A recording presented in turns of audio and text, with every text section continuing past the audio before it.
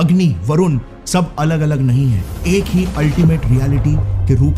നമ്മൾ പഴയ ഇന്ത്യയെ പറ്റി ചിന്തിക്കുകയാണെങ്കിൽ ഏറ്റവും അധികം ഫിലോസഫികളുടെയും തത്വചിന്തകളുടെയും ഒരു വിളനിലമായിരുന്നു നമ്മുടെ നാടായിട്ടുള്ള ഭാരതം.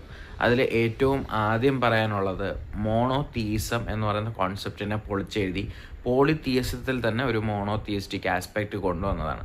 അപ്പോൾ പലരും ഹിന്ദു ധർമ്മം അഥവാ ഹിന്ദുയിസത്തിനെ കളിയാക്കുന്നത് എന്ന് പറയുന്നത് നിങ്ങൾക്ക് ഇഷ്ടം പോലെ ദേവികളും 33 കോടി ദേവകളും ഒക്കെ ഇല്ലേ, ഒരുപാട് ഗോഡ്സിൻ്റെ ഒരു കളക്ഷൻ അല്ലേ ഹിന്ദുയിസം എന്ന് പറയുന്നത്. അപ്പോൾ നിങ്ങൾക്ക് എങ്ങനെ ഇത് ഫോക്കസ് ചെയ്യാൻ പറ്റും എന്നുള്ളതാണ്. പക്ഷേ അതിൻ്റെ ആസ്പെക്റ്റിനെ at the end of the day ultimate ആയിട്ടുള്ളൊരു ക്ലിയർ മോഡലിലാണ് നമ്മുടെ ഈ ഒരു റിലീജിയനിൽ കൊണ്ടുവന്നിരിക്കുന്നത്.